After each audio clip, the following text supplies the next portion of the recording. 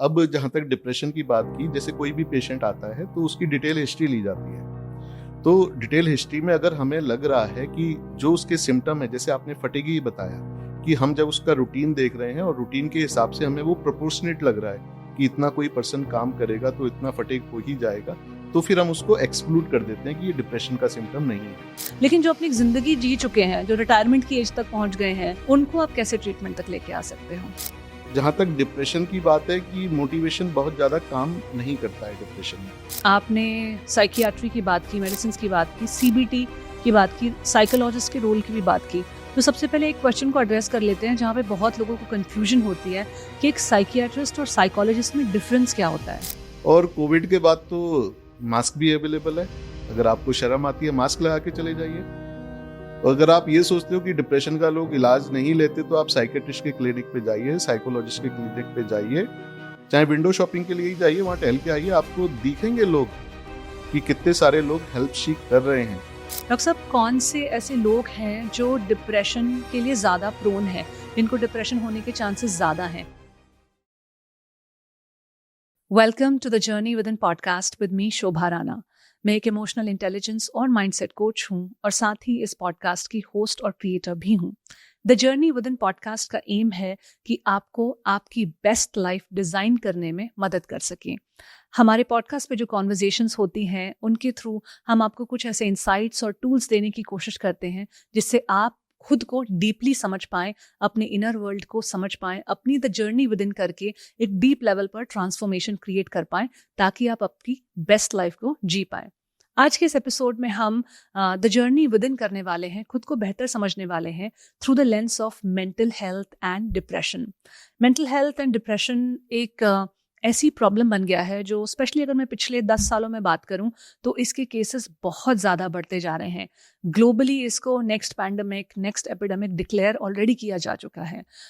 In the world 300 million plus people are reported to have depression, और ये तो सिर्फ रिपोर्टेड केसेस हैं, न जाने कितने ही केसेस अनरिपोर्टेड, अनट्रीटेड चलते जा रहे हैं। इंडियन फैमिलीज के कॉन्टेक्स्ट में बात करूं तो आज India is standing at the cusp of depression. Almost 20 to 25% लोग हैं जिनको डिप्रेशन किसी माइल्ड, सिवियर या मॉडरेट फॉर्म में है। उसमें से तकरीबन 15% लोग हैं जो अपने केसेस रिपोर्ट कराते हैं और हेल्प लेते हैं। आज के इस एपिसोड के थ्रू हमने कोशिश की है कि डिप्रेशन को बहुत डीपली डिकोड कर पाएं, समझ पाएं, इसकी क्लियर डेफिनेशन क्या होती है, डिप्रेशन को लेकर जो कन्फ्यूजन है, जो मिथ्स हैं, मिसकंसेप्शंस हैं, उनके बारे में बात की है। हमने अर्ली सिम्टम्स और डायग्नोसिस के प्रोसेस के बारे में बात की है, ट्रीटमेंट के बारे में बात की है। साइकियाट्री और साइकोलॉजी दो डिविजन्स हैं जिनमें कन्फ्यूजन भी होता है कि हम किसके पास जाएं, उसके बारे में भी क्लैरिटी देने की आपको कोशिश की है। हमने addictive substances, alcohol, cannabis, marijuana, उनके यूसेज से कैसे डिप्रेशन होता है और क्यों यूथ में ये चीज़ें आज प्रेवलेंट होती जा रही हैं और कैसे इनको रोक सकते हैं, इन सारे फैक्टर्स के बारे में बात की है। इन डेप्थ एक रोड टू रिकवरी और रिकवरी दिखती कैसे है उसको भी डिकोड किया है।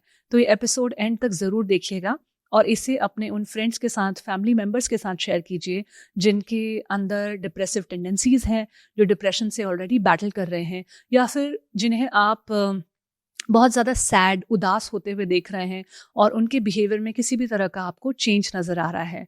इस एपिसोड को ऐसे लोगों के साथ भी शेयर कीजिए जिनको इस बारे में एक्सेप्टेंस थोड़ी कम है या नॉलेज थोड़ी कम है, ताकि वो और ज़्यादा इस भयानक बीमारी के बारे में जान पाए।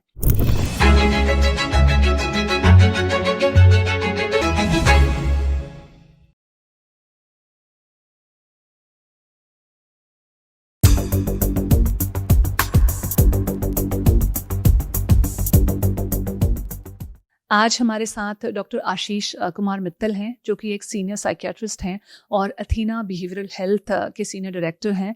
आज इनके साथ हमने डिप्रेशन के बारे में बहुत इन डेप्थ कॉन्वर्जेशन की है। तो चलिए मिलते हैं डॉक्टर आशीष कुमार मित्तल से on the journey within podcast.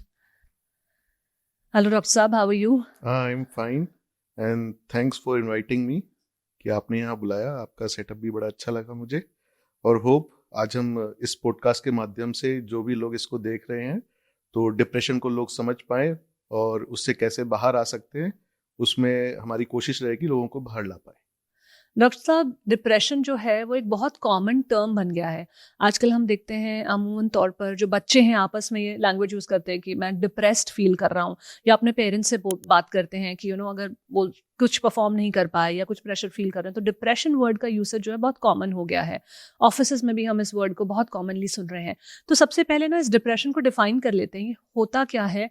इसको अगर आप as a medical professional define करेंगे तो how do you define depression?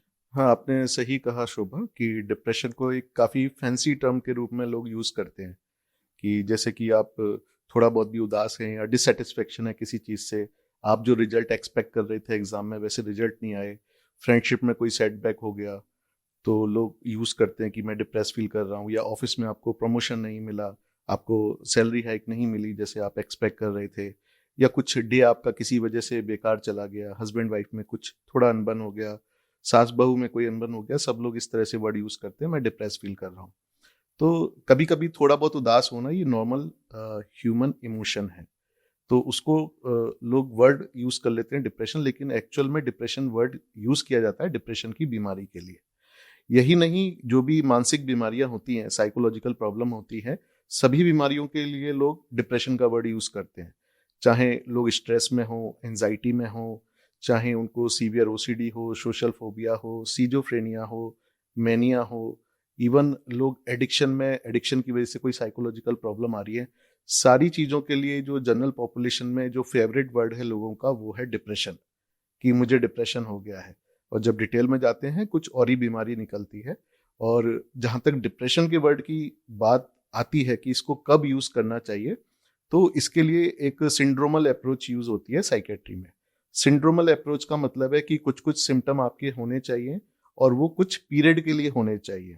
इसके साथ साथ जो सिम्टम है वो आपको सोशल, प्रोफेशनल या सोशल लाइफ में आपके कुछ प्रॉब्लम क्रिएट करना चाहिए, तभी उसको डिप्रेशन बोलेंगे। जैसे डिप्रेशन की अगर हम बात करते हैं तो इसके कॉमन सिम्टम क्या हैं, पहले वो हम अंडरस्टैंड कर लेते हैं। जैसे कि आपका अधिकतर समय आप उदास रहते हैं और आपको किसी भी चीज़ में इंटरेस्ट नहीं आता, जो चीज़ पहले आप एंजॉय करते थे आजकल आप उनको करते हैं तब भी आपको एंजॉय नहीं मिल रहा। इसके साथ साथ आप बहुत थकावट महसूस कर रहे हैं, आपका जो कंसंट्रेशन है, फोकस है, वो आपका पुअर हो गया है, और जो आपके थॉट्स हैं ना वो काफ़ी नेगेटिव हो गए।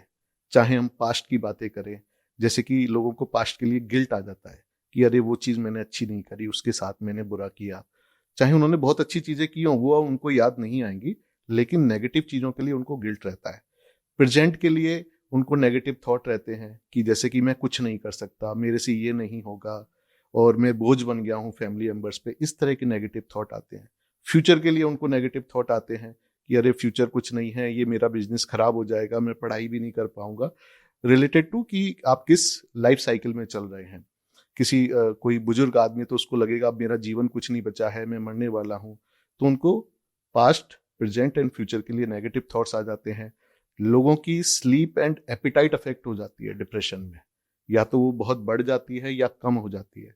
अलग अलग इंडिविजुअल में उनके एक्टिविटी लेवल बहुत कम हो जाते हैं, लोगों का सोशलाइजेशन कम हो जाता है, लोग बातचीत कम कर देते हैं दूसरों से। तो इस तरह से डिप्रेशन कि ये सारे सिम्टम हैं, और किसी एक पर्सन में ये सारे सिम्टम्स मिलते हैं और सिग्निफिकेंट ड्यूरेशन के लिए मिलते हैं। ड्यूरेशन इसमें जो डिप्रेशन में लिया जाता है वो 2 वीक का लिया जाता है, जब इनमें से बहुत सारे सिम्टम्स कम से कम 2 वीक आपको प्रेजेंट होते हैं, जब डिप्रेशन बोला जाता है। और सिम्टम की सीवियरिटी कम से कम इतनी होनी चाहिए कि वो आपकी पर्सनल, प्रोफेशनल, सोशल लाइफ को अफेक्ट करे, तब उसको डिप्रेशन बोलेंगे। डॉक्टर साहब, जैसा आपने कहा कि डिप्रेशन जो है उसमें जो टाइम पीरियड 2 वीक्स का आपने कहा कि ये सिम्टम्स 2 हफ्ते तक शो अप करने चाहिए और आपकी लाइफ को अफेक्ट करने चाहिए।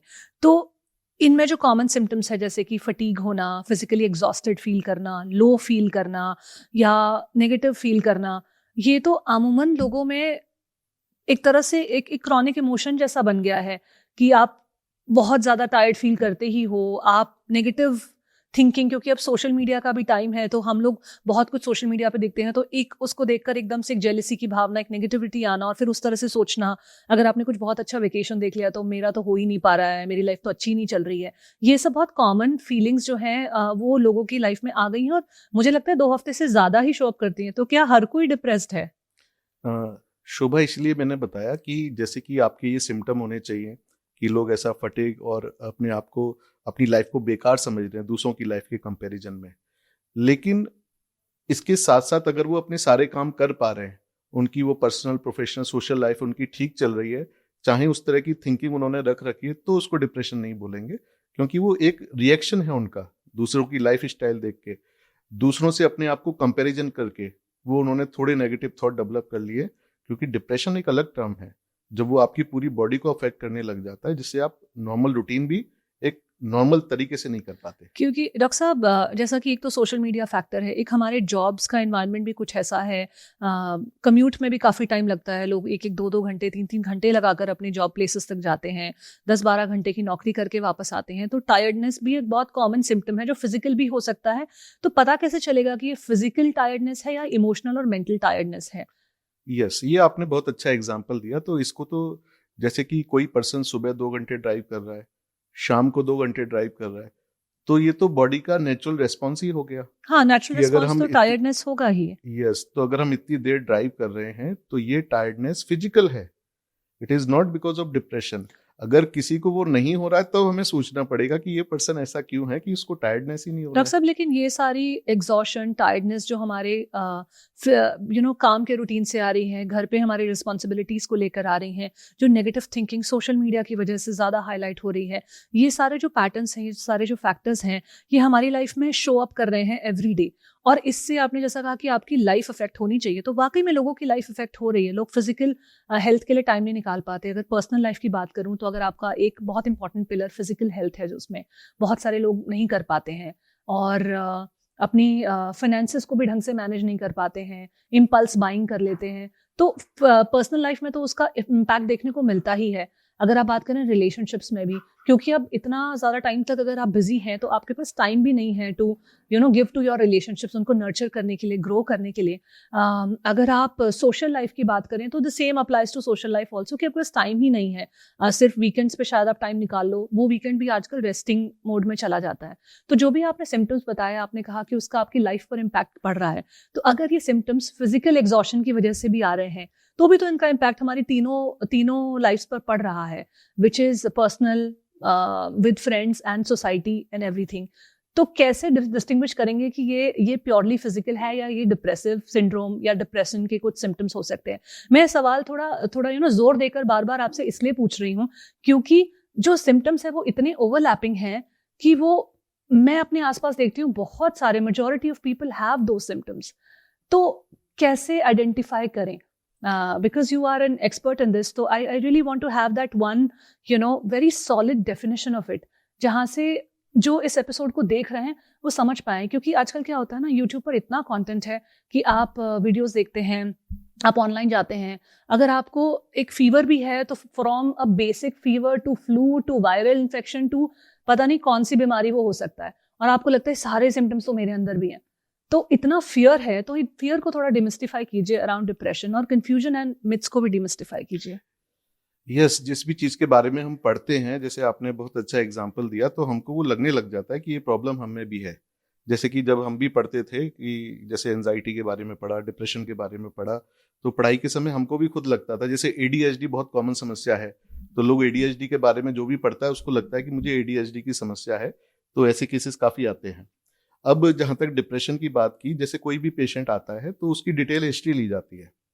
तो डिटेल हिस्ट्री में अगर हमें लग रहा है कि जो उसके सिम्टम है, जैसे आपने फटीगी बताया, कि हम जब उसका रूटीन देख रहे हैं और रूटीन के हिसाब से हमें वो प्रोपोर्शनेट लग रहा है कि इतना कोई पर्सन काम करेगा तो इतना फटीग हो ही जाएगा, तो फिर हम उसको एक्सक्लूड कर देते हैं कि ये डिप्रेशन का सिम्टम नहीं है।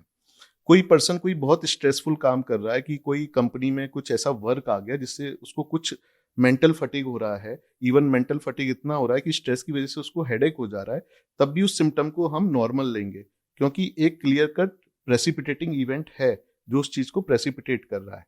लेकिन जब सिम्टम जो उनका एनवायरनमेंट है उसके कंपैरिजन में अगर ज्यादा है, कि पेशेंट का जो स्टिमुलेट कर रही हैं चीजें, उसको थोड़ा बस इतना ही लो फील करना चाहिए, लेकिन वो इतना लो फील कर रहा है, ठीक है, जो नेगेटिव थिंकिंग केवल स्ट्रेस को लेके बस इतनी ही फील होनी चाहिए जितना बाकी सब लोग नेगेटिव फील करते हैं, लेकिन वो पर्सन उसको सोच सोच के इतना ज्यादा फील कर रहा है, तो उसको एक कंपैरिजन किया जाता है अपने एक्सपीरियंस से, कि पर्सन जो उसका एनवायरनमेंट है उसके हिसाब से वो ज़्यादा नेगेटिव सोच रहा है, ज़्यादा उसको फटीग हो रहा है, या जो सोमेटिक सिम्टम है वो भी उस प्रोपोर्शन से ज़्यादा आ रहे हैं, तब उसको डिप्रेशन का सिम्टम मानते हैं।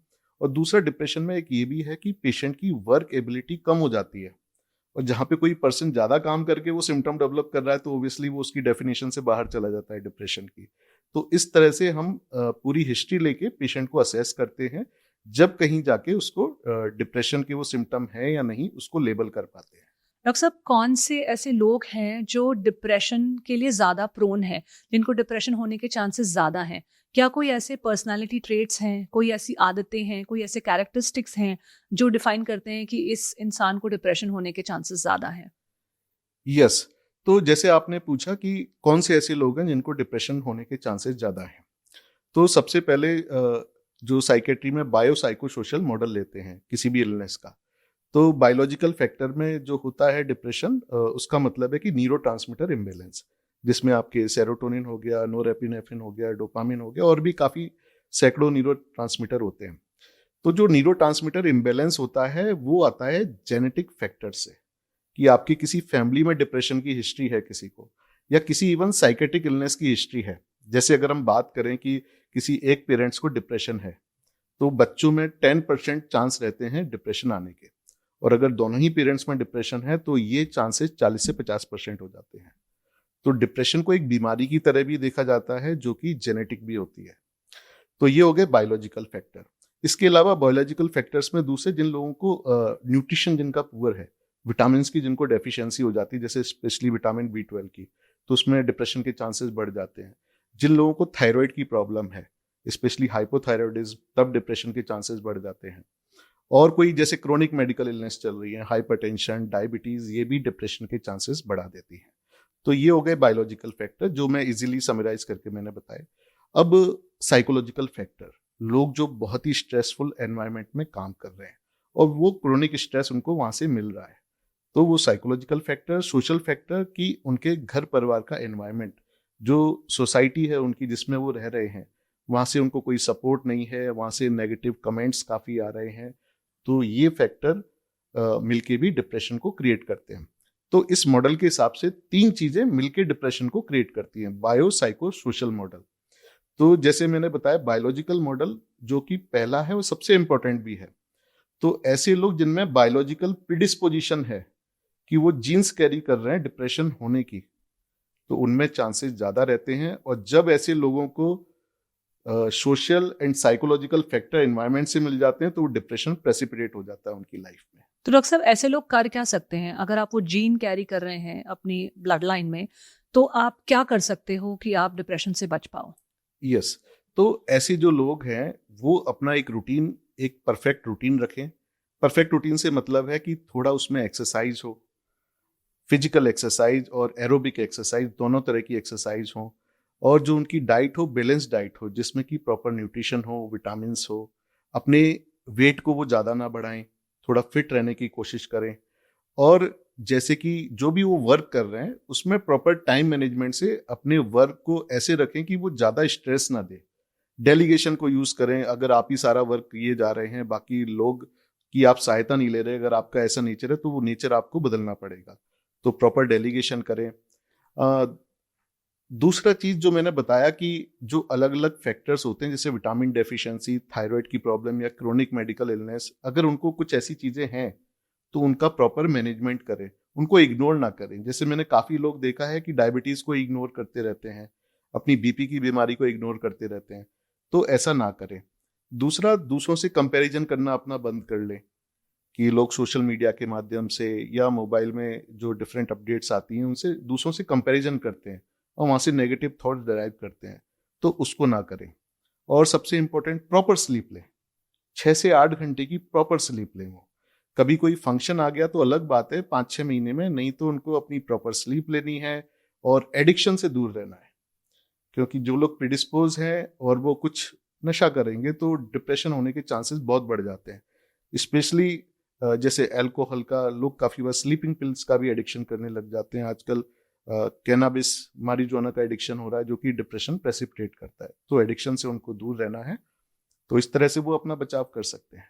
अगर हम कुछ सेलिब्रिटीज़ को देखें, जैसे दीपिका पादुकोण है, कुछ साल पहले उन्होंने अपने डिप्रेशन के बारे में बात की, तो वहाँ से एक बहुत बड़ा इंडिया के लिए एक डायलॉग खुला अबाउट डिप्रेशन कि इस तरह के लोग भी आगे आकर बताने लगे। अभी रिसेंटली आमिर खान की बेटी ईरा खान, उन्होंने काफ़ी डिप्रेशन के बारे में बात की।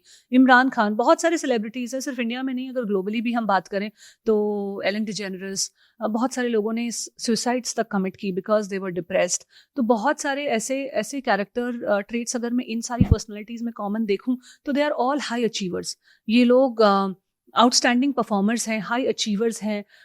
कुछ लोग इनमें से अपने आप को इंट्रोवर्ट्स भी बुलाते हैं कि हम वैसे सोशली एक्सट्रोवर्ट हैं बट मेरा इनहेरेंट नेचर इंट्रोवर्ट का है। तो क्या जो लोग इंट्रोवर्ट होते हैं, हाई परफॉर्मर्स होते हैं, ओवर अचीवर्स होते हैं, एक्सीलेंस के पीछे भागते हैं, परफेक्शनिस्ट होते हैं, इस तरह के लोगों में डिप्रेशन होने के चांसेस ज़्यादा होते हैं? इसको हम दूसरी तरह से भी देख सकते हैं।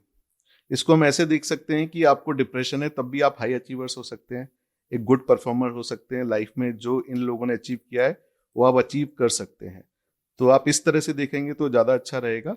दूसरा चीज़ जो आप पर्सनैलिटी ट्रेट्स पूछ रहे थे कि लोगों की क्या पर्सनैलिटी ट्रेट्स होती हैं, यस, वो इंट्रोवर्ट होने के चांसेस रहते हैं, परफेक्शन टेंडेंसी ज़्यादा होती है ऐसे लोगों में, और जो लोग जिनकी पर्सनैलिटी एंशियस अवॉइडेंट होती है उस तरह के लोगों में भी डिप्रेशन के चांसेस ज़्यादा रहते हैं। अच्छा, दूसरा चीज़ जो मैंने आपको बताया था कि डिप्रेशन का वर्ड बहुत कॉमन है, सारी साइकेट्रिक इलनेस के लिए लोग डिप्रेशन का वर्ड यूज़ करते हैं।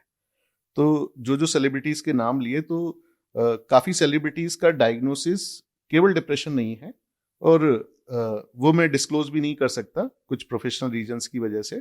तो हमें ये नहीं समझना चाहिए कि सबको डिप्रेशन ही था। और जहाँ तक दीपिका पादुकोण की बात है, उन्होंने जो इनिशिएटिव लिया था जागरूकता फैलाने के लिए डिप्रेशन और साइकेट्रिक इलनेस के लिए, आज मुझे प्लेटफॉर्म मिला है, तो मैं हार्ट से उनका थैंक यू करना चाहता हूँ। क्योंकि आपके इस कदम के बाद काफ़ी लोग जो ट्रीटमेंट नहीं ले रहे थे वो हमारे पास आए ट्रीटमेंट लेने, और उन्होंने खुद बोला कि दीपिका ने बोला कि आपको डिप्रेशन है, आप हेल्प लें। तो शोभा जी, आपने ये प्लेटफॉर्म दिया, तो I am very thankful for Deepika Padukone.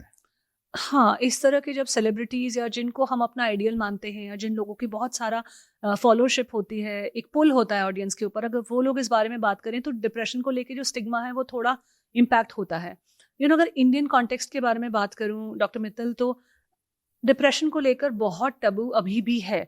हालांकि कॉन्वर्जेशन ओपन हो गई है, हालांकि लोग बात करने लगे हैं, हमारे जैसे और बहुत सारे प्लेटफॉर्म्स हैं जो इस बारे में बात कर रहे हैं, लेकिन फिर भी एक बहुत बड़ा तबका है सोसाइटी का, स्पेशली अगर मैं अर्बन एरियाज़ की बात करूं या जो लोग थोड़े कम एजुकेटेड हैं उनकी बात करूं। इनफैक्ट मुझे नहीं लगता कि एजुकेशन से इसका कुछ लेना देना भी है, क्योंकि बहुत सारी एजुकेटेड फैमिलीज़ में भी कोई एक्सेप्टेंस नहीं है इस टर्म को लेकर। इसको सिर्फ अंडर द कार्पेट डाल दिया जाता है बोलकर कि अरे तुम लेजी हो, अरे तुम स्ट्रेस में हो।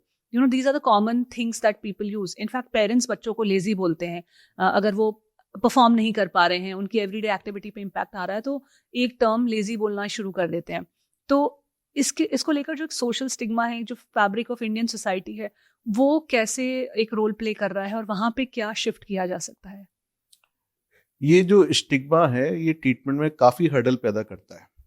हर्डल इस सेंस में, एक तो लोग एक्सेप्ट नहीं करना चाहते कि मुझे डिप्रेशन है। उनको लगता है कि डिप्रेशन मतलब मैं वीक हूँ, मैं कमज़ोर हूँ। तो सबसे पहले आपको समझना है कि अगर आपको डिप्रेशन है तो आप कमज़ोर नहीं हैं। जैसे अभी हमने डिस्कस किया कि डिप्रेशन काफ़ी सेलिब्रिटीज़ को हो सकता है और उनको हुआ भी है, और उसके बाद भी वो इतना सक्सेसफुल हैं, तो आप कमज़ोर नहीं हैं, आप कुछ भी कर सकते हैं अपनी लाइफ में। लेकिन जो अभी लाइफ की फेज़ आई है आपको डिप्रेशन, इसको मैनेज करना है, तो सबसे पहले आप अपने आप को वीक ना समझें। दूसरा, फैमिली मेंबर्स के लिए मैं जो मैसेज देना चाहता हूँ कि जैसे आजकल काफ़ी नॉलेज है और आजकल काफ़ी यूट्यूबर्स इसके बारे में नॉलेज फैला भी रहे हैं।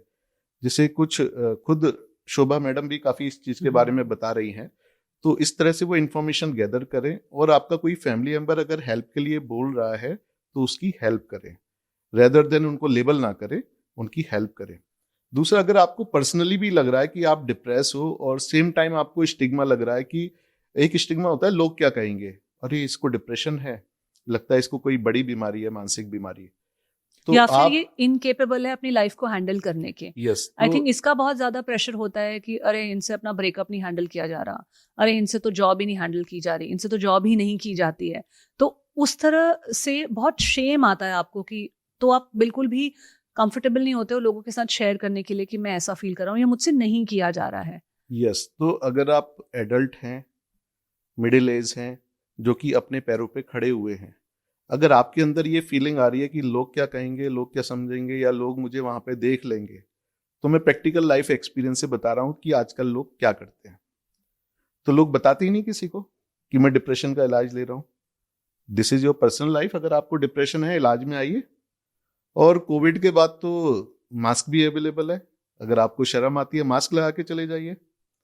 और अगर आप ये सोचते हो कि डिप्रेशन का लोग इलाज नहीं लेते, तो आप साइकेट्रिस्ट के क्लिनिक पे जाइए, साइकोलॉजिस्ट के क्लिनिक पे जाइए, चाहे विंडो शॉपिंग के लिए ही जाइए, वहां टहल के आइए, आपको दिखेंगे लोग कि कितने सारे लोग हेल्प सीक कर रहे हैं। तो अगर आपको कोई भी नेगेटिव थॉट है तो उसको निकाल दीजिए। शर्म आती है तो मास्क लगा के चले जाइए। मेरे क्लिनिक पे बहुत सारे लोग आते हैं, बहुत सारे जो हाई प्रोफाइल क्लाइंट हैं वो मास्क लगा के आते हैं कि कोई लोग पहचान ना ले। और कोविड के बाद तो ये बहुत अच्छी देन है, मास्क आप कहीं कभी भी कहीं भी यूज कर सकते हैं। तो ऐसा लोग कर रहे हैं और इस तरह से आप थोड़ा बहुत स्टिग्मा तो दूर कर सकते हैं। तो बेसिकली जो सोशल स्टिग्मा है उसको हैंडल करने के कुछ जो ट्रिक्स और तरीके आपने बताए, उसके अलावा आई थिंक कहीं ना कहीं उससे बहुत ज़्यादा इम्पैक्ट होना हमें थोड़ा छोड़ना पड़ेगा। हम लाइफ के कई एरियाज में सोशल स्टिग्मास को पीछे छोड़ते हुए आ रहे हैं। आज से 20 साल पहले, 50 साल पहले बहुत सारी ऐसी चीज़ें थी जो सोशल फैब्रिक में एक्सेप्टेड नहीं थी, लेकिन क्योंकि हम उसको छोड़ते गए और उससे आगे बढ़ते गए तो काफ़ी एरियाज में हमने प्रोग्रेस किया है। तो आई थिंक इस एरिया में भी डिप्रेशन को लेकर जो एक टैबू की तरह हम समझते हैं, आई थिंक वहाँ पे थोड़ा सा एक पर्सनली भी हमको स्ट्रांग होकर चलना पड़ेगा। यस शोभा जी, जो आपने बोला कि प्रोग्रेस करना जरूरी है और प्रोग्रेस हो भी रही है। अभी स्टिग्मा हर मंथ वाइज कम हो रहा है। मैं ईयर वाइज नहीं बोला, हर मंथ वाइज डिप्रेशन और इवन एनी साइकेट्रिक इलनेस के लिए स्टिग्मा कम हो रहा है। हमारे हॉस्पिटल में लोग एडमिट होते हैं और उसके बाद एक कॉरपोरेट कंपनी की बड़ी एम्प्लॉय थी, तो उनकी बेटी को डिप्रेशन था, वो हमारे साथ एडमिट हुई और जब वो डिस्चार्ज हो गई तो उन्होंने अपनी कंपनी में हमारा सेमिनार करवाया साइकोलॉजिकल हेल्थ को लेके, और उन्होंने वहां पे डिस्क्लोज किया उनकी बेटी को डिप्रेशन था और अब वो बाहर है। तो इस तरह से स्टिग्मा अब कम हो रहा है कि लोग अपनी बेटी की इलनेस को भी ओपन कर रहे हैं और वो चाहते हैं कि दूसरे लोग भी बाहर आएं। तो ना केवल यूट्यूबर्स, सेलिब्रिटीज, इवन जो पेशेंट के केयर गिवर्स हैं वो भी अब आगे आ रहे हैं स्टिग्मा को कम करने के लिए। इंडिविजुअल लेवल पर हमें थोड़ा बहुत कंट्रीब्यूट करना पड़ेगा। अगर आप वो शख्स हैं जिनको डिप्रेशन है या आप किसी ऐसे शख्स को जानते हैं जिन्हें डिप्रेशन है, तो आई थिंक उसके बारे में बात करना बहुत ज़रूरी है। वहाँ से थोड़ा थोड़ा जो ये एक अनईजीनेस है उसको हम थोड़ा थोड़ा करके बैटल करके एक कंफर्ट वाले लेवल तक तो आई डोंट नो कब लेकर आ पाएंगे, लेकिन हाँ धीरे धीरे the journey towards that will happen. तो डॉक्टर साहब, हमने अर्ली साइंस की बात की, कुछ सिम्टम्स की बात की शुरुआत में इस कॉन्वर्जेशन के। कौन से ऐसे साइंस हैं जो हम इग्नोर करते हैं? कौन से सटल साइंस हैं डिप्रेशन के? जो सटल साइन है जो लोग इग्नोर करते हैं, यूजुअली जैसे काफी बार लोगों को डिप्रेशन फिजिकल पेन के रूप में आता है, जैसे कि थोड़ा हेडेक हो गया, थोड़ा चेस्ट पेन हो गया, और काफी अच्छा, लोग साइकोलॉजिकली वो ठीक है लेकिन फिजिकली उनको ये प्रॉब्लम है। नहीं, जो लोग सिम्टम पहचान नहीं पाते, साइकोलॉजिकली वो थोड़ा बहुत उदास फील कर रहे हैं और थोड़ा बहुत उनको अब एंजॉयमेंट फील नहीं हो रहा, थकावट, इनके साथ साथ कुछ फिजिकल सिम्टम भी आ जाते हैं जिसको वो इग्नोर करने लग जाते हैं। जैसे मैंने बताया, हेडेक, चेस्ट पेन या पाल्पिटेशन उनको हो रही है, पेट खराब हो रहा है, जैसे IBS बहुत कॉमन है माइल्ड, स्पेशली माइल्ड डिप्रेशन के केसेस में। और जो लोग नेगेटिव थॉट पाल लेते हैं कि मैं तो बेकार ही हूँ और मैं कुछ नहीं कर सकता हूँ, फ्यूचर बेकार है, उनको लगता है कि मैं ऐसा ही हूँ। और जिन लोगों को क्रोनिक डिप्रेशन होता है, मतलब काफी समय से जिनको डिप्रेशन चल रहा है, उनको ये सारे सिम्टम नॉर्मल लगने लग जाते हैं। उनको लगता है कि मैं ऐसा ही हूँ, कि ये तो नॉर्मल है मेरे लिए।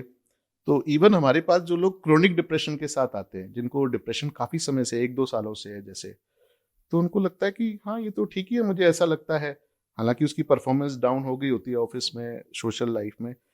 तो वो लोग इग्नोर कर रहे होते हैं सिम्टम्स को, क्योंकि काफी समय से चलने की वजह से उसको वो नॉर्मलाइज कर लेते हैं अपने लिए। तो ऐसे लोगों को जब ट्रीटमेंट किया जाता है, जब वो ठीक होते हैं, जब उनको लगता है अरे मैं तो बीमार था, तो ये रिएक्शन हमने काफी बार मरीजों से देखी है। तो डॉक्टर साहब, उनको कैसे पता चले कि वो बीमार हैं? क्या उनको उनके फैमिली मेंबर्स बता सकते हैं कि आप पहले से कुछ बदल गए हो या आपके अंदर कुछ चेंजेस हैं, या वो खुद से कैसे डायग्नोस करें? एक तो खुद से डायग्नोज करने के लिए वो सिम्टम्स के बारे में पढ़ें डिप्रेशन के, फिर वो टिक करें कि उनको ये वाले सिम्टम, इनमें से कितने सिम्टम हैं उनको। और वो इजी मेथड कर सकते हैं कि हर सिम्टम को 0 to 10 के बीच में लेबल करें और उसमें से अपने सिम्टम को लेबल करें कि उनको कितना सिम्टम है। जैसे उदासी वाला ही सिम्टम मैंने बताया कि मेरा मन उदास रहता है, तो वो 0 to 10 लेबल करें, मेरे को कुछ चीज़ अब अच्छी नहीं लग रही। तो इस तरह से जब वो सिम्टम को रेट करेंगे तो उनको एक रफ आइडिया मिल जाएगा और फिर उसके बाद वो हेल्प के लिए आ सकते हैं। साथ में जो फैमिली मेंबर्स हैं, काफ़ी बार पेशेंट डिप्रेशन की वजह से ही वो ट्रीटमेंट में नहीं आना पा रहा। इसके अलावा फैमिली मेंबर्स जो कि पेशेंट की हेल्प कर सकते हैं, क्योंकि काफ़ी बार डिप्रेशन में ऐसा होता है कि पेशेंट ट्रीटमेंट के लिए भी नहीं जाना चाहता, क्योंकि डिप्रेशन में पेशेंट कुछ भी नहीं करना चाहता। तो ये सिम्टम भी आ सकता है कि पेशेंट होपलेस हो गया कि अब मेरा कोई ट्रीटमेंट नहीं है, कुछ नहीं बचा है, ट्रीटमेंट से भी कुछ फायदा नहीं होगा, तो वो ट्रीटमेंट में नहीं आ रहे हैं।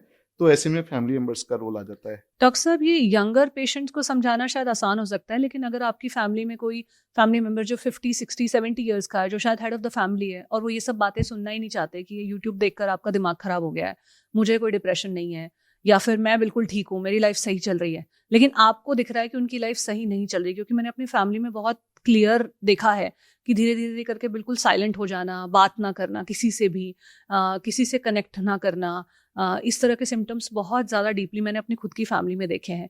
तो ऐसे मेंबर को आप कैसे कन्विंस करोगे? क्योंकि यंगर मेंबर को तो आप ये सब समझा सकते हो, शायद वो उतने गलेबल भी होते हैं, और शायद उनके आगे एक बहुत लंबी ज़िंदगी है, जिसमें उन्हें अपनी परफॉर्मेंस से भी एनालाइज़ करते हैं कि यार शायद मुझसे नहीं हो रहा है, हो सकता है ये प्रॉब्लम ना हो। लेकिन जो अपनी ज़िंदगी जी चुके हैं, जो रिटायरमेंट की एज तक पहुँच गए हैं, 60-70 ईयर्स के हो गए हैं, उनको आप कैसे ट्रीटमेंट तक लेके आ सकते हो? शोभा जी, बहुत डिफिकल्ट क्वेश्चन पूछ रही हैं आप। अगर ऐसा केस है तो देखिए, किसी जैसे 60-70 ईयर ओल्ड पर्सन है, उसको डिप्रेशन है, तो उनमें कुछ कुछ सिम्टम ऐसे होते हैं जो वो आइडेंटिफाई कर लेंगे। जैसे कि नींद वाला सिम्टम, उनकी हो सकता है नींद बहुत कम हो गई हो या ज्यादा डॉक्टर हो साहब, गई हो। जिद्दी इतने हो जाते हैं कि मानते नहीं है इस चीज को कि अरे इस एज में किसको नींद आती है, या इसे अगर ज्यादा सोते हैं तो इस एज में तो सभी सोते हैं। You know, they have an answer for everything because they just don't want to accept. हाँ तो तो ऐसे जिद्दी पेशेंट से कैसे डील करो? हाँ तो वही मैं बता रहा हूँ। धीरे धीरे एक तो हम जैसे नींद वाला आइडेंटिफाई कर लें, तो उनको बोलें कि देखो आपको नींद कम आ रही है। दूसरा चीज, यूजुअली डिप्रेशन में मैंने जैसे बताया बहुत सारे सिम्टम होते हैं, कुछ फिजिकल सिम्टम भी होते हैं। तो जैसे ओल्ड एज है, उसमें स्पेसिफिकली देखा है कि हेडेक उनको बहुत होता है। फिर उनको बताएं कि देखो हेडेक भी है, पेट खराब हो जाता है, कॉन्स्टिपेशन बहुत, जैसे यूजुअली होता ही है ओल्ड एज में कॉन्स्टिपेशन, लेकिन उनका बढ़ जाता है। तो जो न्यूट्रल सिम्टम है ना, उनको हम आइडेंटिफाई करें, उनको बोलें कि देखो आपको डिप्रेशन तो लग ही रहा है, लेकिन ये वाले सिम्टम भी हैं। तो अगर आप डॉक्टर के पास चलोगे तो इन चीज़ों में भी हेल्प मिल जाएगी आपको। तो हर पेशेंट में अलग अलग सोमेटिक सिम्टम होते हैं, और काफ़ी बार पेशेंट डिप्रेशन के लिए नहीं आते जब, लेकिन उनको बताया जाता है कि इन चीज़ों में भी हेल्प मिल जाएगी। तो मेरा प्रैक्टिकल एक्सपीरियंस है कि पेशेंट आ जाते हैं। डॉक्टर साहब, आपने साइकियाट्री की बात की, मेडिसिन की बात की, सीबीटी की बात की, साइकोलॉजिस्ट के रोल की भी बात की। तो सबसे पहले एक क्वेश्चन को एड्रेस कर लेते हैं जहाँ पे बहुत लोगों को कंफ्यूजन होती है कि एक साइकियाट्रिस्ट और साइकोलॉजिस्ट में डिफरेंस क्या होता है? हाँ, ये क्वेश्चन काफ़ी मरीजों के दिमाग में रहता है कि सर ये प्रॉब्लम आ गई, अब हमको तो यही नहीं पता साइकेट्रिस्ट के पास जाएं या साइकोलॉजिस्ट के पास जाएं, या साइकोलॉजिस्ट कौन होते हैं या साइकेट्रिस्ट कौन होते हैं। इवन क्लिनिक पे आके भी वो कंफ्यूज होते हैं। तो सबसे पहले मैं बता देता हूँ साइकेट्रिस्ट कौन होते हैं। साइकेट्रिस्ट डॉक्टर्स होते हैं जो अपनी एमबीबीएस करते हैं, उसके बाद डिप्लोमा, डीएनबी या एमडी साइकेट्री के अंदर करते हैं। उनकी ट्रेनिंग किसी मेडिकल कॉलेज में होती है। जैसे कि मैंने अपनी एम्स दिल्ली में करी, ऐसे ही डिफरेंट लोग अलग अलग मेडिकल कॉलेज से अपनी ट्रेनिंग करते हैं, और वो वहाँ हॉस्पिटल में पोस्ट होते हैं जहाँ पे वो पेशेंटों को देखते हैं, उनका इलाज करते हैं। तो ये हो गए साइकेट्रिस्ट जो कि डॉक्टर होते हैं। अब साइकोलॉजिस्ट की बात आती है। साइकोलॉजिस्ट जो होते हैं वो अपनी ग्रेजुएशन, पोस्ट ग्रेजुएशन साइकोलॉजी में करते हैं। वो बीए बीएससी हो सकती है, एमए एमएससी हो सकती है। उसके बाद वो आरसीआई रजिस्टर्ड कोई डिप्लोमा करते हैं या एमफिल साइकोलॉजी में करते हैं, जिसके बाद उनको प्रैक्टिस करने का लाइसेंस मिल जाता है इंडियन रूल्स के हिसाब से। और काफ़ी लोग पीएचडी भी कर लेते हैं बाद में, तो वो डॉक्टर भी लगा लेते हैं। लेकिन जो पीएचडी लगा के जो डॉक्टर हैं वो केवल काउंसलिंग कर सकते हैं, मेडिसिन नहीं दे सकते। वो मेडिसिन नहीं दे सकते। और जो एमबीबीएस करके एमडी, डिप्लोमा या डीएनबी साइकेट्री किए हुए हैं, वो लोग मेडिसिन भी दे सकते हैं। और क्वेश्चन आता है कि जब आपको कोई प्रॉब्लम आई है तो कहाँ पे जाएं। तो इसमें सबसे पहले आप साइकेट्रिस्ट को विजिट कर सकते हैं जो आपके नियर बाई हैं। सबसे पहले तो आपको यही देखना पड़ेगा कि कौन सी फैसिलिटी आपके पास अवेलेबल है। अगर आपके आसपास ही कोई साइकेट्रिस्ट अवेलेबल है तो उनको विजिट कर सकते हैं। साइकोलॉजिस्ट अगर पास में अवेलेबल है तो पहले उनको विजिट कर सकते हैं, तो depending on the distance and availability. दूसरा क्राइटेरिया देखें, अगर आपको बहुत सीवियर प्रॉब्लम है, सीवियर डिप्रेशन है और जल्दी आराम की जरूरत है, और जैसे आप प्रोफेशनल हैं, जॉब कर रहे हैं, सीए हैं या खुद डॉक्टर हैं, तो आपको जल्दी ठीक होना है तो आप साइकेट्रिस्ट से पहले मिलिए। और साथ में साइकेट्रिस्ट के पास यूजुअली साइकोलॉजिस्ट अटैच रहते हैं, तो वो यूजुअली डॉक्टर रेफर कर ही देते हैं, उनके पास भी आपको जाना है। और आपको अगर माइल्ड सिम्टम है कि आपको बस थोड़ी सी ही डिफिकल्टी हो रही है अपने काम करने में, तो आप पहले फिर साइकोलॉजिस्ट के पास जा सकते हैं और अपनी थेरेपी चालू कर सकते हैं। और अगर आप देख रहे हैं कि आराम प्रॉपर नहीं आ रहा तो सेम टाइम आप साइकोलॉजिस्ट के साथ साथ साइकेट्रिस्ट को भी विजिट कर सकते हैं। डिप्रेशन में आप इतने डार्क जोन में चले जाते हो कि आपको जो बताया जा रहा है वो आपके भले के लिए है, वो भी आप आइडेंटिफाई नहीं कर पाते हो और आप उसको नहीं सुनते हो, या फिर आपको लगता है कि the whole world is after you, है ना, सारा दुनिया का बोझ आपके सर पे है और सारी दुनिया is here to take some revenge from you. कुछ ऐसी नेगेटिव फीलिंग्स आपके अंदर आती है कि सब मेरे पीछे पड़े हुए हैं, या कुछ इस तरह की फीलिंग्स। डॉक्टर साहब, एक जो बहुत कॉमन कैटेगरी अगर मैं डिफाइन करूँ डिप्रेशन जिनको हो रहा है, या जो डिप्रेशन वर्ड का ज़्यादा यूज़ कर रहे हैं, दैट इज़ यंग अडल्ट्स जो नौकरियां कर रहे हैं, क्योंकि सडनली आप स्कूल कॉलेज के एनवायरनमेंट से एक जॉब एनवायरनमेंट में आते हो जहाँ पे एक हायरार्की है, बॉसेस हैं, एक तरीके से काम होना है, नया काम सीखना है, अडेप्टेबिलिटी चाहिए। और कभी कभी आप ऐसे जॉब एनवायरनमेंट्स में खुद को फाइंड करते हो जहाँ शायद आपको जॉब इतना पसंद नहीं है। तो एक जो बहुत कॉमन नॉमेनक्लेचर है वो ये है कि मुझे अपनी जॉब में इंटरेस्ट नहीं है, मेरे को जॉब में जाके डिप्रेस्ड फील होता है, तो मैं जॉब छोड़ना चाहता हूँ। तो ऐसे लोग क्या करें? ये बड़ी कॉम्प्लिकेटेड सिचुएशन है कि पेशेंट जॉब में है, हमारे पास इलाज के लिए आता है और बोलता है कि सर ये डिप्रेशन है ना, मुझे सारा जॉब की वजह से ही हुआ है, कि जॉब में इतना स्ट्रेस है, इतना मुझे काम दे देते हैं और मैं काम नहीं कर पा रहा हूँ, ये काम मेरे लिए नया है कि मैं तो सर जॉब छोड़ देता हूँ, उसके बाद मेरा डिप्रेशन लगता है मुझे ऐसे ही ठीक हो जाएगा। लेकिन काफ़ी केसेस में जब हम हिस्ट्री लेते हैं तो हमें लगता है कि जॉब थोड़ा बहुत कंट्रीब्यूट कर रहा है, लेकिन सारा रीज़न भी जॉब नहीं है। डॉक्टर साहब, यहाँ पे कैच और है, मैंने ऐसे भी लोगों को जानती हूँ बहुत क्लोजली जिन्होंने अपनी जॉब्स भी छोड़ी और उसके बाद वो ज़्यादा डिप्रेशन में चले गए जॉब छोड़ने के बाद। क्योंकि डिप्रेशन का जो अगर हम साइकिल समझें तो जब आप डिप्रेशन में होते हो, एक सिम्टम यह है कि आपकी परफॉर्मेंस प्रोडक्टिविटी बहुत डाउन हो जाती है, तो आपका कुछ करने का मन नहीं करता। उसका इम्पैक्ट ये है कि आप कुछ कर नहीं पाते हो, तो उसका इम्पैक्ट ये है कि फिर आपका और भी कुछ करने का मन नहीं करता। तो धीरे धीरे आप वो डाउनवर्ड स्पाइरल में आते आते बहुत लो पे आ जाते हो। यस शोभा जी, आपने बिल्कुल ठीक कहा। तो जब ऐसे केसेस आते हैं तो हमें बहुत ही उस समय केयरफुल रहना होता है जब पेशेंट ऐसा बोल रहा होता है कि सर सारा चीज़ जॉब से है, क्योंकि वो ब्रिंक पे होते हैं कि वो कब अपना पेपर डाल दें और उनका जॉब चला जाए। तो जब ऐसे लोग आते हैं तो मैं काफ़ी केयरफुल रहता हूँ और मैं उनको समझाता हूँ कि आप अपना पहले डिप्रेशन ठीक करें और उसके बाद जो आपका जॉब का डिसीजन है, चाहे आपको कंपनी चेंज करनी है या जॉब छोड़ना है आपको, तो पहले आप डिप्रेशन से बाहर आ जाइए, जो कि हम ट्रीटमेंट से और काउंसलिंग से उनको बाहर लेके आते हैं। फिर आपको पेपर डालना है या जॉब छोड़ना है, जब आप वो काम कर सकते हो। तो बेसिकली माइंड को स्टेबल पहले करना है। यस, पहले स्टेबल करना है, फिर जॉब के बारे में सोचना है। और जैसे आपने एग्जांपल दिया, yes it is very true कि पेशेंट जो लोग डिप्रेशन में और जॉब छोड़ देते हैं तो काफी लोगों का डिप्रेशन वो बढ़ जाता है, क्योंकि मेरे पास तीनों ही कैटेगरी के लोग आते हैं, क्योंकि depression is very common illness, तो सबसे ज्यादा तो हम डिप्रेशन के ही मरीज देखते हैं। तो तीनों ही तरह के पेशेंट, मतलब जो लोग अभी आए हैं और उनको लग रहा है कि जॉब की वजह से ये मेरा डिप्रेशन बढ़ रहा है और उन्होंने अभी तक पेपर डाले नहीं है लेकिन तैयारी कर रहे हैं। दूसरी कैटेगरी के जो लोग पेपर डाल चुके हैं और तीसरी कैटेगरी के लोग जो जॉब छोड़ चुके हैं। तो तीनों ही कैटेगरीज का मुझे एक्सपीरियंस है। तो फर्स्ट कैटेगरी का जैसे मैंने बताया कि हम लोग यही एडवाइस करते हैं उनको कि पहले आप डिप्रेशन ठीक कर लें, फिर जॉब के बारे में कोई कॉल लेना, चाहे आपको चेंज करना है या छोड़ना है।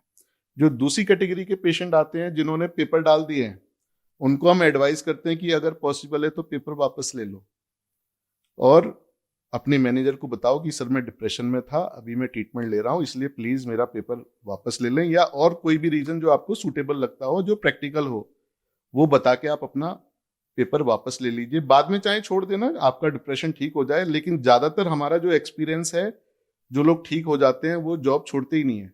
वो बोलते हैं कि सर मैं तो डिप्रेशन में था इसलिए मैं काम नहीं कर पा रहा था, अब तो मैं काम बढ़िया तरीके से कर पा रहा हूँ। और बढ़िया हुआ आपने, मैंने काफी लोगों के पेपर रुकवाए भी हैं जिन्होंने वापस लिए हैं, and they are still thankful for me. Doctor साहब, मैंने ये सवाल इसलिए भी पूछा क्योंकि जब ऐसे वाले जो बच्चे हैं, अगर वो थोड़े सक्षम परिवारों से आते हैं जहाँ पे फैमिली में पैसे की तंगी नहीं है, उनको घर नहीं चलाना है, तो उनको फैमिली से भी एडवाइस मिलती है कि तू जॉब छोड़ दे, बाकी हम देख लेंगे। तो और उसके बाद वो बच्चा फिर जब अनप्रोडक्टिव हो जाता है, जब सारे दिन अपने आप के साथ इन सवालों के साथ और जूझता है, तो डिप्रेशन और बढ़ जाता है। तो बेसिकली आंसर जो है वो क्विटिंग में नहीं है। और जब क्विटिंग की कॉन्वर्जेशन आती है तो सिर्फ जॉब की ही बात के, अगर हम अपनी लाइफ को लेके बात करें, लोगों में नेगेटिव थिंकिंग इस कदर बढ़ जाती है कि सुसाइडल थॉट्स आने लगते हैं, वो लाइफ को ही क्विट कर देना चाहते हैं। तो ऐसे जो जो लोग हैं उनके साथ हम कैसे डील करें, क्योंकि एज अ केयर गिवर आपके लिए बहुत डिफिकल्ट हो जाता है अपने किसी लव्ड वन को इस पोजीशन में देखना जहां वो ऐसी बातें कर रहे हैं कि मुझे सुसाइड करना है। आपके अंदर एक फियर भी आता है, आप डरते भी हो कि मैं क्या करूं। फिर आपके अंदर ये भी होता है कि मैं इनकी कैसे मदद करा पाऊं, स्पेशली अगर वो इंसान मदद नहीं लेना चाहता है तो सिचुएशन और डबल खराब हो जाती है। तो एज अ केयर गिवर आप क्या कर सकते हो, क्या कह सकते हो that they feel better? Yes, तो ऐसे केयर गिवर, जैसे आपने इनिशियल पार्ट ऑफ कन्वर्सेशन में बोला कि वो लोग सोचते हैं कि जॉब छोड़ भी देंगे तो कोई दिक्कत नहीं है, फाइनेंशियली वो लोग सक्षम है। तो ऐसे केयर गिवर भी, जैसे आप फादर हो, आपको लग रहा है कि बेटे को दिक्कत आ रही है, तो आपको जॉब छोड़ने नहीं देना है। आपको लग रहा है कि बेटा इतना कमा रहा है और फाइनेंशियली इतनी कोई दिक्कत नहीं है, नहीं भी कमाएगा, तो आप पॉजिटिवली सोचते हो बच्चे के लिए कि इसका टेंशन कम हो जाएगा। लेकिन जॉब छोड़ने से टेंशन कम नहीं होता या डिप्रेशन कम नहीं होता, बल्कि अगर आप डिप्रेशन में जॉब छोड़ देंगे तो डिप्रेशन बढ़ सकता है, क्योंकि आपको जो सेल्फ फुलफिलमेंट की फीलिंग है जो आपको जॉब से मिल रही थी वो आपकी चली जाती है। दूसरा, जो जॉब छोड़ने से जो सबसे बड़ी चीज जाती है, आपका बिजी होना। जो आपका एक शेड्यूल बना हुआ था, एक सोने का टाइम, उठने का टाइम, जॉब पे जाने का टाइम, लोगों से इंटरेक्शन का टाइम, एक काम करने का एक आपका शेड्यूल बना हुआ है, खाने पीने का शेड्यूल बना हुआ है, कम से कम वो एक थेरेपी की तरह यूज हो रहा है वो चीज, तो वो चीज आपकी चली जाती है और जॉब छोड़ने के बाद डिप्रेशन उल्टा बढ़ जाता है। तो सबसे पहली राय, ऐसे केयर गिवर, आपको अपने बच्चे को जॉब नहीं छोड़ने देना है, वो भी प्यार से, उनको समझा के, रिजिड होके नहीं। दूसरा चीज, उनको जो मेंटल हेल्थ प्रोफेशनल है उनको दिखाना है, उनसे कंसल्ट कराना है, क्योंकि स्टिग्मा आएंगे, बच्चा भी स्टिग्मा फेस कर रहा है, आप भी स्टिग्मा फेस कर रहे हैं। लेकिन क्योंकि आप सीनियर हैं घर के, तो आपको वो स्टिग्मा ब्रेक करना आसान है आपके लिए, बच्चे के लिए डिफिकल्ट है, तो आपको बच्चे की हेल्प करनी है स्टिग्मा ब्रेक करके, और उसको मेंटल हेल्थ केयर प्रोवाइडर के पास ले जाना है, ट्रीटमेंट कराना है, और उनका जॉब कंटिन्यू करने में उनकी हेल्प करनी है। और किसी भी वजह से अगर जॉब छोड़ दी है, डिप्रेशन बढ़ता जा रहा है और सेल्फ हार्म थॉट्स आना चालू हो गया है, तो फिर तो बहुत जरूरी है डॉक्टर को दिखाना। और जहां तक सेल्फ हार्म की बात आ गई, अगर पेशेंट खुद भी नहीं जाना चाहता तो बच्चे को पकड़ के लेके जाना है, चाहे प्यार से पकड़ के लेके जाएं या जिद करके पकड़ के लेके जाएं। जहां सेल्फ हार्म थॉट्स आ गए, सेल्फ हार्म की जहां रिस्क है, पेशेंट का इलाज जरूर कराना है। अगर बहुत ज्यादा रिस्क है सुसाइड की, या आपको लग रहा है कि कुछ भी हो सकता है, तो पेशेंट को एडमिट भी कराना है। और जब तक आप एडमिट नहीं करा रहे पेशेंट को, जब तक 24 आवर ऑब्जर्वेशन पेशेंट की रहनी चाहिए, कि या तो मॉम, डैड या फैमिली का कोई मेंबर पेशेंट के साथ हर वक्त रहना चाहिए, उसको अकेले नहीं छोड़ना है। और कोई भी, जैसे जो चीज जो सेल्फ हार्म कर सकते हैं जिससे बच्चे, जैसे कि कोई शार्प आइटम हो गया, वो पेशेंट के पहुंच से दूर रखना है, नाइफ्स हो गए वो दूर रखने हैं, या फायर आर्म है आपके घर में तो वहां से हटाने हैं। वो पेशेंट, आपको डर है कि वो रिस्की ड्राइविंग करता है तो ड्राइविंग नहीं करने देना है उसको। तो ये सब प्रिकॉशन आपको रखनी है। डॉक्टर साहब, ये तो हमने बात की एक पेरेंट को या एक सीनियर केयर गिवर को एक बच्चे के लिए क्या करना चाहिए। अगर ये सिचुएशन उल्टी हो जाए, अगर आपका पेरेंट ऐसी बात करे, सुसाइड की बात करे, उनको इतने नेगेटिव थॉट आने लगे, तो एक एज अ सन या डॉटर आप क्या कर सकते हो? तो ऐसे सन एंड डॉटर, आपको सेम चीज करनी है, प्रोटेक्शन करना है पहले पेशेंट का, 24 आवर ऑब्जर्वेशन करनी है पेशेंट की, और उनको मेंटल हेल्थ केयर प्रोवाइडर से मिलाना है। नहीं मिलते तो उनको रीएश्योर करके, असर्टिव होके, या आपको अगर बहुत थोड़ा फोर्स भी लगाना पड़े तो उनको लेके जाना है डॉक्टर को दिखाने। और अब जो आप बात ही कर रहे हो तो मुझे एक केस याद आता है कि एक पेशेंट थी मेरी, and she was 70-year-old female. तो क्रोनिक डिप्रेशन था, उन्होंने अपनी दवाई 2 साल से बंद कर रखी थी, तो 1 महीने पहले उनका डिप्रेशन दोबारा स्टार्ट हो गया। तो उन्होंने मुझसे कहा कि डॉक्टर साहब मुझे ठीक कर दीजिए, नहीं तो मैं मर जाऊंगी, मेरे को जिंदा नहीं रहना। तो आई वाज सरप्राइज। तो फिर मैंने उनके बेटे को बुलाया, मैंने इनको बोला कि भाई ये डिप्रेशन बहुत सीवियर है इस बार, और इनको अकेले नहीं छोड़ना है किसी भी हालत में, आपको इनके साथ रहना है। तो नेक्स्ट डे जो घर वाले थे उनको अकेला छोड़ के वो शॉपिंग वगैरह पे चले गए, कोई फंक्शन था उनके, and that female committed suicide. उसने हैंगिंग कर लिया था। तो 2-3 दिन बाद वो बेटा आया उनका मिलने, उसने सारा इंसिडेंट बताया। और वो बेटा मुझे अच्छी तरह से जानता था क्योंकि उसको भी डिप्रेशन था, वो भी मुझसे डिप्रेशन का इलाज लेता है। तो जैसे मैं बता रहा था कि फैमिली हिस्ट्री काफ़ी, ये जेनेटिक डिसऑर्डर भी है और फैमिली में काफ़ी मेंबर्स को भी होता है। तो दैट वाज वेरी पेनफुल। तो जो सिंपल सी एडवाइस है, पेशेंट को अकेले नहीं छोड़ना है, क्योंकि अगर वो पेशेंट के साथ कोई रहता तो वो ये अटेम्प्ट ना करते, क्योंकि काफ़ी बार हम सुसाइड को बचा लेते हैं तो वो हमें पता नहीं लगता कि हमने बचा लिया। डॉक्टर साहब, ये 24 आवर्स विजिलेंस कितना प्रैक्टिकल है? क्योंकि अगर कोई भी यंग अडल्ट है या फिर उनकी एज भी है, 24 आवर्स आप किसी के साथ कैसे रह सकते हो? क्योंकि एक इंसान अपने थॉट्स में तो किसी भी टाइमलाइन पर किसी भी थॉट के साथ जी रहा है। ऐसा नहीं कि वो आपके सामने बैठा है तो उसके दिमाग में कुछ और प्लान, कुछ और थॉट्स चल रहे हैं। तो यू कैन नॉट से कि मेरी विजिलेंस से इनका ये प्रोटेक्ट हो सकता है, क्योंकि अगर ऐसा होता तो सुसाइड्स ना हो रही होती। ऐसा होता तो हम बहुत सारे ऐसे जो हम सेलिब्रिटीज़ का भी देखते हैं, केसेस सुनते हैं, और आमूमन तौर पर बच्चे पढ़ाई के प्रेशर को लेकर, जॉब के प्रेशर को लेकर, या फिर वाइफ्स और हस्बैंड के रिलेशनशिप में जब एक स्टेबिलिटी नहीं है, वहाँ पे हम देखते हैं ऐसे बहुत सारे सेल्फ हार्म के cases. Not only suicide but दूसरे तरीकों से सेल्फ हार्म करना, खुद को काट लेना, या कुछ अपना ऐसी मेडिसिन इंड्यूस कर लेना। पेरेंट और चाइल्ड के रिलेशनशिप के बारे में हम बात कर रहे हैं। तो 24 आवर विजिलेंस कितना इफेक्टिव सोल्यूशन है, मैं इसके बारे में बात करना चाह रही हूँ, क्योंकि आजकल रिसोर्सेज इतने अवेलेबल हैं। आपने कहा शार्प ऑब्जेक्ट्स को घर से हटा दें, अब इम्पॉसिबल है कि अब अपने घर से चाकू, नाइफ्स और ये सब चीज़ें हटा दें। आजकल यूजुअली अगर हम अर्बन सिटीज़ की बात करें, हम अभी गुड़गांव में बैठे हैं, तो ज़्यादातर लोग हाई राइज बिल्डिंग्स में रहते हैं। कितना पॉसिबल है कि आप बार बार नोटिस करो कि कोई बालकनी में तो नहीं जा रहा है, हर रूम में फ़ैन है। तो मतलब मैं कह रही हूँ कि 24 आवर विजिलेंस क्या एक प्रैक्टिकल सोल्यूशन है? और अगर नहीं है तो इसका ऑल्टरनेट क्या है? हम कैसे मदद कर पाएंगे ऐसे लोगों की जो इतने नेगेटिव थॉट पैटर्न्स में जकड़े हुए हैं कि वो अपने दिमाग में इतने डिमोनिक थॉट्स को चला रहे हैं कॉन्स्टेंटली, और वो इतना हेल्पलेस फील कर रहे हैं लाइफ में दैट दे फील दैट उनका लास्ट ऑप्शन सिर्फ अपने आप को नुकसान पहुंचाना है। शोभा जी, जो सुसाइड है आपने ठीक कहा, उसको 100% प्रिवेंट नहीं कर सकते, लेकिन उसके चांस को कम कर सकते हैं। तो मैं यही समझाना चाह रहा था कि किस तरह से हम सुसाइड के चांस को कम कर सकते हैं। तो जो भी हम देखते हैं मैक्सिमम, जैसे हम न्यूज़पेपर वगैरह पढ़ते हैं, तो जो लोगों ने सुसाइड किए हैं यूजुअली जब वो घर पे अकेले हैं जब किए हैं, क्योंकि जब आप नेगेटिव थॉट्स में फंसे हुए हैं और वो साइकिल आपकी चलते जा रही है, आप अकेले बैठे हुए हैं, तब चांस ज़्यादा रहता है कि आप सुसाइड कमिट करें। और कोई आपके साथ है तो बीच बीच में आपकी उससे बात भी हो जाएगी, कुछ कन्वर्सेशन हो जाएगा। दूसरा, जैसे हैंगिंग का एग्जांपल ले लें, तो हैंगिंग करने के लिए आपको जो रोप है या कोई कपड़ा जो आप यूज़ कर रहे हो वो आपको अरेंज करना पड़ेगा। तो कोई साथ में है तो लोग वो नहीं कर पाते, ठीक है।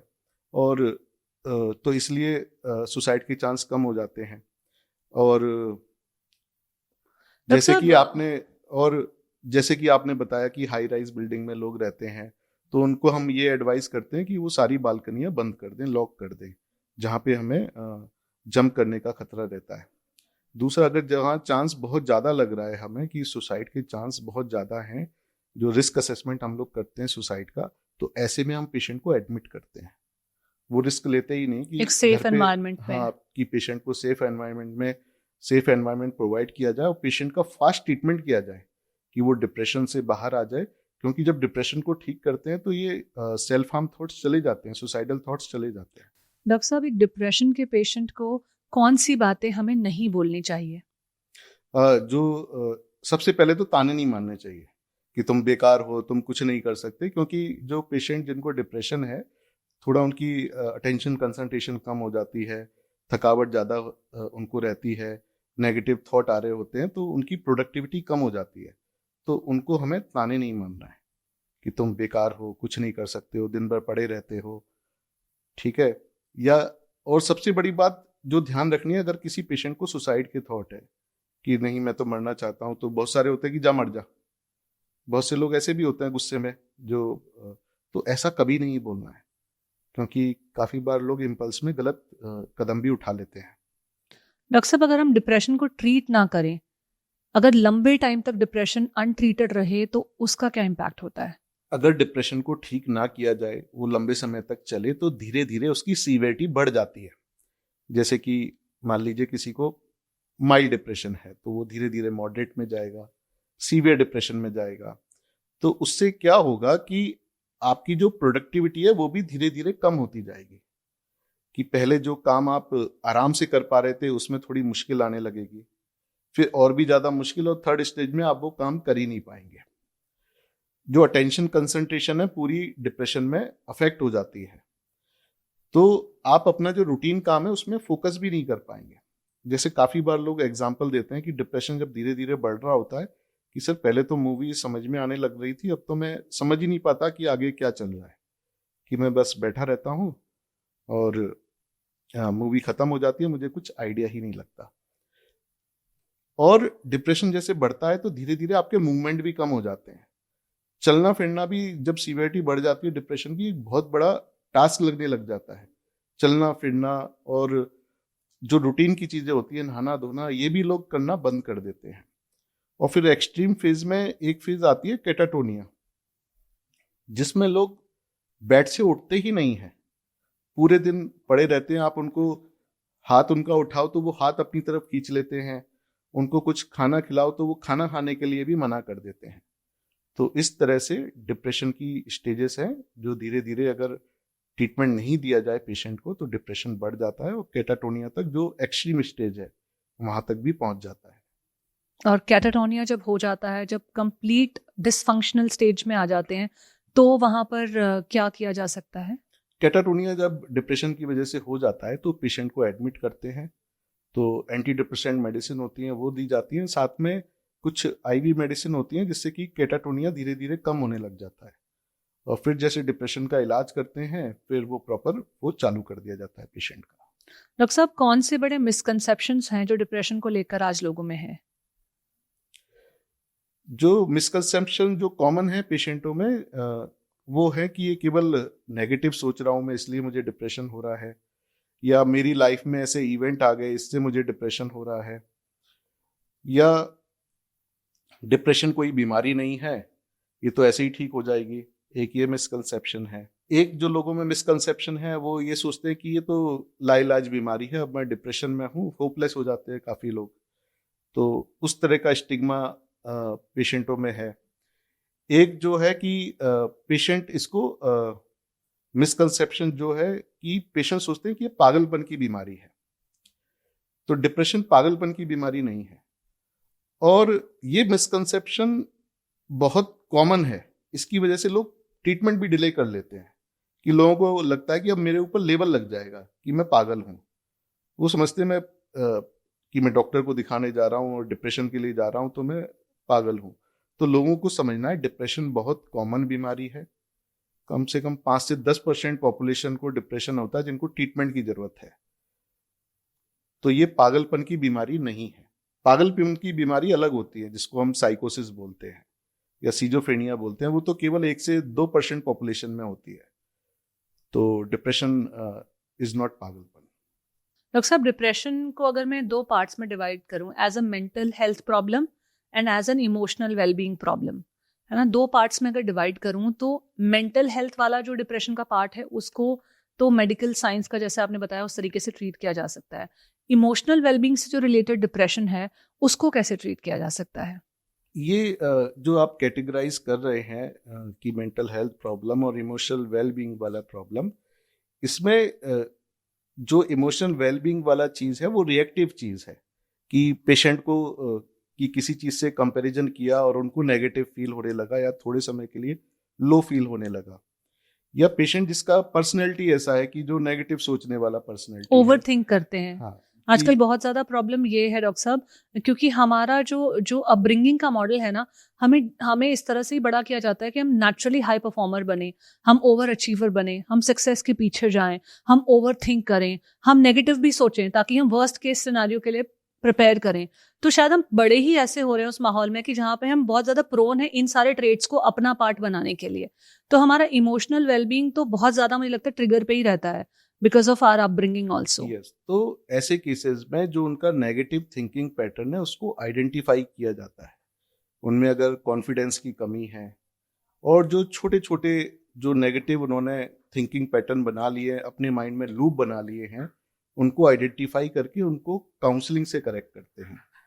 कि जैसे फैमिली का एनवायरनमेंट ही ऐसा है कि जहाँ पे कमेंट्स बहुत ज़्यादा होते हैं और पेशेंट की सेल्फ एस्टीम काफ़ी कम हो गई है, तो पेशेंट को समझ के अंडरस्टैंड करके उनको एक रियलिस्टिक एक्सप्लेनेशन प्रोवाइड की जाती है, जिससे उनको काफ़ी बेनिफिट होता है। और इनफैक्ट इसमें सीबीटी बहुत अच्छा रोल प्ले करती है। डॉक्टर साहब, आपने सीबीटी का काफ़ी जिक्र किया। सीबीटी कॉग्निटिव बिहेवियरल थेरेपी होती क्या है और क्या इसकी स्टेजेस हैं? सीबीटी का मतलब होता है मैडम कॉग्निटिव बिहेवियर थेरेपी। तो इसमें हम पेशेंट के थॉट पैटर्न आइडेंटिफाई करते हैं, क्योंकि जो भी हम सोचते हैं, जो नॉर्मल पर्सन सोचते हैं, उसमें दोनों तरह के थॉट होते हैं। वो पॉजिटिव भी सोच रहे हैं, सेम टाइम पे वो नेगेटिव भी सोच रहे हैं। तो डिप्रेशन में क्या होता है कि जो पॉजिटिव चीज़ें हैं पेशेंट ने जो की हैं अपनी लाइफ में, वो फिल्टर आउट हो जाती हैं उनकी थिंकिंग से, और जो थॉट रह जाते हैं वो केवल नेगेटिव रह जाते हैं।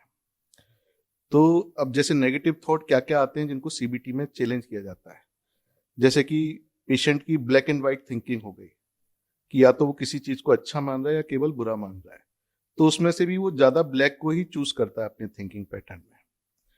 जैसे कि पेशेंट कहता है कि क्योंकि मैं सैड हूं इसलिए मेरे कोई फ्रेंड नहीं है, मेरा एक भी फ्रेंड है और मैं फ्रेंड बना ही नहीं पाऊंगा। तो इसमें जो सीबीटी थेरेपिस्ट करते हैं वो उनको एक्सप्लेन करते हैं कि आपके ऑलरेडी कुछ फ्रेंड हैं और आप में कैपेसिटी है कि जब आप कुछ फ्रेंड बना सकते हो तो जब आप बेटर हो जाओगे तो आगे भी आपके फ्रेंड बन जाएंगे और आप में कैपेसिटी है फ्रेंड बनाने की। ऐसे ही कुछ पेशेंटों में ओवर जनरलाइजेशन हो जाता है, जैसे कि कोई पेशेंट इंटरव्यू के लिए गया और इंटरव्यू में वो सेलेक्ट नहीं हुआ, तो पेशेंट सोचता है कि मैं तो बेकार हूं, मैं किसी लायक नहीं हूं और इसलिए मैं इंटरव्यू में सेलेक्ट नहीं हुआ। तो जो थेरेपिस्ट है वो उनको एक्सप्लेन करता है कि आप में ये क्वालिटीज हैं और अगर आपने पहले भी इंटरव्यू दिए हैं, आपने क्रैक किए हुए हैं इंटरव्यू, आपका जॉब आपको अच्छा मिला हुआ है, इतने कैंडिडेट थे उसमें आप सेलेक्ट हुए हो, या आपने कोई एंट्रेंस एग्जाम निकाल रखा है, तो आप में कैपेसिटी है। तो वो इस तरह से चीज़ों को एक्सप्लेन करके उनकी स्ट्रेंथ पेशेंट को याद दिलाते हैं और उससे उनके नेगेटिव थिंकिंग पैटर्न कम हो जाते हैं। तो बेसिकली उन्हीं की लाइफ से रेफरेंस लेकर जहां पर उन्होंने कुछ अचीव किया है, क्योंकि वो अब वो याद नहीं रख पा रहे, मतलब उनके पॉजिटिव जो अचीवमेंट्स है वो सारी फिल्टर आउट हो गई है बिकॉज ऑफ डिप्रेशन, उसको रिमाइंड कराते हैं और फिर वहां से एक एक तो रास्ता तय रिमाइंड होता कराते है। हैं और जो पैटर्न नेगेटिव हो गया है साथ में उसको करेक्ट भी करते हैं। डॉक्टर साहब, सीबीटी और मोटिवेशन में क्या डिफरेंस है?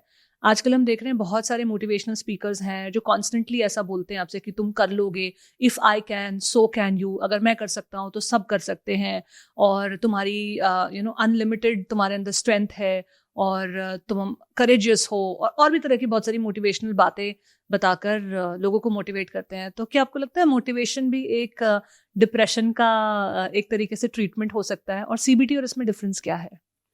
देखिए, सीबीटी एक साइंटिफिक वे है डिप्रेशन के जो नेगेटिव थॉट्स है उनसे डील करने का।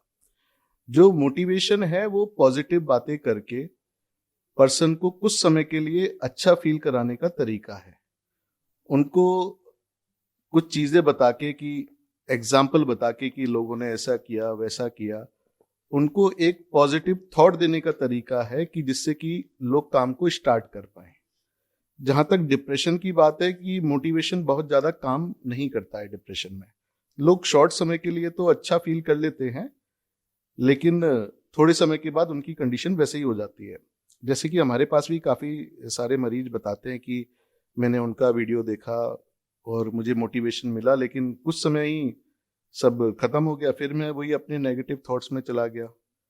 इवन एक काफ़ी फेमस यूट्यूबर हैं, वो उनके मैंने यूट्यूब वीडियो देखे डिप्रेशन के बारे में। तो पहले वो अपनी ऑडियंस को कहते थे कि पॉजिटिव सोचो, yes you can do it, depression कुछ नहीं होता, एंजाइटी कुछ नहीं होता, बस पॉजिटिव सोचो, एक्सरसाइज करो, जो मैंने मेडिटेशन बताया है वो करो और आप बाहर आ सकते हो। फिर 1-2 साल के बाद ही उनका मैंने कम्युनिटी पोस्ट देखा कि अगर आपको डिप्रेशन हो गया है तो आपको हेल्प लेनी चाहिए। कि मुझे ही या किसी उनके जानने वाले को डिप्रेशन हुआ था, उन्होंने थेरेपी एंड ट्रीटमेंट लिया, उनको फायदा हो गया। तो काफी बार जब लोगों को पता नहीं होता तो वो एक जनरलाइज चीजें बताते हैं कि मोटिवेटेड रहो और केवल एक्सरसाइज करो, उसी से डिप्रेशन चला जाता है। जब वो खुद उसको देखते हैं या सफर करते हैं तब उनको क्लैरिटी मिल पाती है, जैसे कि जो एग्जाम्पल मैंने दिया। इवन जो हमारे पास हैं, हमने खुद ट्रीटमेंट में कुछ मोटिवेशनल स्पीकर आते हैं जो टीवी पर भी आते हैं, वो बोलते हैं कि डॉक्टर साहब मुझे तो पहले पता ही नहीं था ऐसा होता है डिप्रेशन। मैं तो खुद टीवी शो पे आता हूँ और लोगों को मोटिवेट करता हूँ। जब मुझे ही डिप्रेशन हुआ, जब मैं रियलाइज कर पा रहा हूँ कि डिप्रेशन होता क्या है। I really hope that youth जो इसको देख रहा है, पेरेंट्स जो इस एपिसोड को देख रहे हैं, आप अपने फ्रेंड्स के साथ शेयर करें, आप अपने लव्ड वंस के साथ शेयर करें, अपने बच्चों के साथ शेयर करें, अपने पेरेंट्स के साथ शेयर करें जो एडिक्ट्स हैं, ताकि वो ये समझ पाएं एटलीस्ट थोड़ी सी भी, अगर 10% भी जो हमने डिस्कस किया है वो अगर हम वहाँ से चेंज क्रिएट कर पाएं, आई थिंक एक बहुत मैसिव ट्रांसफॉर्मेशन होगा जो इस एपिसोड के थ्रू हम क्रिएट कर पाएंगे। डॉक्टर साहब, एंड में आप डिप्रेशन से जो जूझ रहे हैं या जो किसी ऐसे व्यक्ति को जानते हैं जो डिप्रेशन से जूझ रहे हैं, उनके लिए क्या एक शॉर्ट मैसेज देना चाहेंगे? That you are perfect, accept your problem, think well, eat well, exercise daily, and identify problem and get treatment as early as possible. Thank you so much, Dr. Saab, for coming on the Journey Within podcast. Thank you. अगर आप अब तक इस episode को देख रहे हैं तो इसका मतलब है कि आपने डिप्रेशन के बारे में बहुत कुछ आज इस एपिसोड से जाना है। इस एपिसोड को प्लीज़ अपने किन्हीं 3 ऐसे दोस्तों या रिलेटिव्स के साथ शेयर कीजिए या फैमिली मेम्बर्स के साथ शेयर कीजिए जिन्हें इस कॉन्वर्जेशन से कुछ फ़ायदा हो सकता है। चैनल को लाइक कीजिए, सब्सक्राइब कीजिए, कमेंट कीजिए, ताकि यूट्यूब एल्गोरिदम्स हमारे कंटेंट को सपोर्ट करें और ये इंपॉर्टेंट कॉन्वर्जेशंस जो life changing, life transforming conversations हैं, ये और लोगों तक जा पाएँ। Thank you for watching today, and I'll see you in the next episode.